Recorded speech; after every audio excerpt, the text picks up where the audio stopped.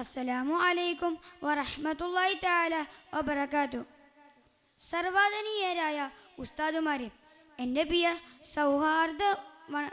സൗഹാർദ്ദ വനങ്ങളെ, ഇന്ന് ഞാൻ നിങ്ങൾക്ക് മുമ്പിൽ പറയുന്നത് ഒരു വലിയ ചെറിയ കഥയായിട്ട് പറയുക. നിങ്ങളെല്ലാവരും രണ്ട് ചെവികളും കൂർപ്പിച്ച് കേൾക്കുമല്ലോ.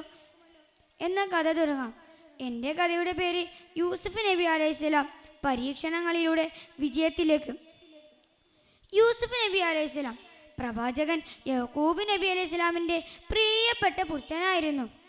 അവർ ചെറുപ്പത്തിൽ തന്നെ നല്ല സ്വഭാവങ്ങളും സ്വപ്നം കാണുന്നവനുമായിരുന്നു.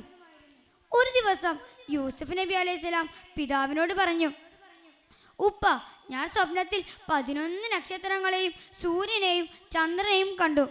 അവയെല്ലാം എനിക്ക് സാഷ്ടാംഗം വണങ്ങുന്നത് പോലെയായിരുന്നു.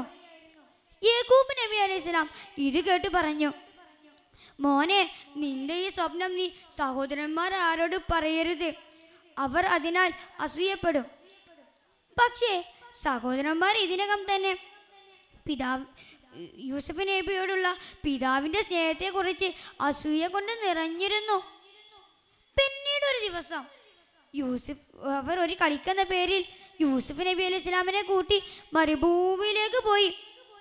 അവിടെ അവർ ഒരു കിണറിനരികിൽ എത്തിയപ്പോൾ യൂസുഫ് നബി അലൈഹി സ്വലാമിനെ പിടിച്ച് കിണറ്റിലേക്ക് തള്ളിയിട്ടു. അവരുടെ മനസ്സ് കഠിനമായി. പക്ഷേ യൂസുഫ് നബി അലൈഹി സ്വലാമിനോടൊപ്പം അള്ളാഹുവിൻ്റെ കാരുണ്യമുണ്ടായിരുന്നു. അവർ യാക്കൂബ് നബിയോട് പറഞ്ഞത്, യൂസുഫ് നബി അലൈഹി സ്വലാമിനെ ചെന്നായ്ക്കൾ തിന്നുകളഞ്ഞു എന്നും അവരുടെ വസ്ത്രത്തിൽ വ്യാഗ്ഞരക്തം പുരട്ടി കാണിച്ചു. പാവം യാക്കൂബ് നബി അലൈഹി സ്വലാം അത് കണ്ടപ്പോൾ മനസ്സ് തകർന്നു. പക്ഷേ യാക്കൂബ് നബി അലൈഹി സ്വലാം പറഞ്ഞു, സഹനം മനോഹരമാണ്. ഞാൻ അള്ളാഹുവിൽ നിന്നുള്ള സഹായം മാത്രമേ തേടൂ. അവിടെ കൂടി കടന്നുപോയ ഒരു കച്ചവടക്കാർക്ക് കിണറ്റിൽ നിന്ന് യാക്കൂബ് നബിയെ കണ്ടെത്തി. അവർ യാക്കൂബ് നബിയെ ഈജിപ്തിലേക്ക് കൊണ്ടുപോയി. അവിടെ യൂസുഫ് നബിയെ അടിമയായി വിറ്റു. യൂസുഫ് നബിയെ വാങ്ങിയത് രാജാകുമാരനായ അസീസായിരുന്നു. യൂസുഫ് നബി അലൈഹി സ്വലാം അവിടെ വളർന്നു. ബുദ്ധിയിലും സൗന്ദര്യത്തിലും മുന്നേറി. പക്ഷേ ഒരു നാൾ അസീസിന്റെ ഭാര്യ യൂസുഫ് നബി അലൈഹി സ്വലാമിനെ പാപത്തിലേക്ക് ആകർഷിക്കാൻ ശ്രമിച്ചു. യൂസുഫ് നബി അലൈഹി സ്വലാം ഉറച്ചു നിന്ന് പറഞ്ഞു, അള്ളാഹു എന്നെ സംരക്ഷിക്കട്ടെ. എൻ്റെ പ്രഭു എന്നെ നന്നായി പരിപാലിച്ചിരിക്കുന്നു. കുറ്റമില്ലാതെ യൂസുഫ് നബി അലൈഹി സ്വലാം തടവിലായി. എന്നാൽ യൂസുഫ് നബി അലൈഹി സ്വലാം അവിടെ തന്നെ തൻ്റെ ബുദ്ധിയും വിശ്വാസവും കൊണ്ട് തടവുകാരെ പഠിപ്പിച്ചു. ഒരു ദിവസം രാജാവിനൊരു സ്വപ്നം വന്നു. 7 ദുർബല പശുക്കളും 7 മോട്ടു പശുക്കളും 7 ഉണക്കത്തല ധാന്യങ്ങളും 7 പച്ചത്തലയും. ആർക്കും ആ സ്വപ്നം വ്യാഖ്യാനിക്കാനായില്ല. അപ്പോൾ യൂസുഫ് നബി അലൈഹി സ്വലാം അതിൻ്റെ അർത്ഥം പറഞ്ഞു. 7 വർഷം സമൃദ്ധിയും അതിനുശേഷം 7 വർഷം ക്ഷാമവും ഉണ്ടാകും. അതിനാൽ നല്ല വർഷങ്ങളിൽ ധാന്യം സംഭരിക്കണം. രാജാവിന് യൂസുഫ് നബി അലൈഹി സ്വലാമിൻ്റെ ബുദ്ധിയിൽ അത്ഭുതം തോന്നി. യൂസുഫ് നബി അലൈഹി സ്വലാമിനെ ജയിൽവാസത്തിൽ നിന്ന് മോചിപ്പിക്കുകയും രാജ്യത്തിൻ്റെ ധനമന്ത്രിയാക്കി മാറ്റി.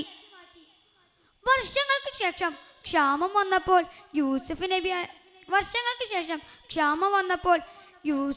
അലൈഹി സ്വലാമിൻ്റെ സഹോദരന്മാർ ഭക്ഷണം തേടി ഈജിപ്തിലേക്ക് എത്തി.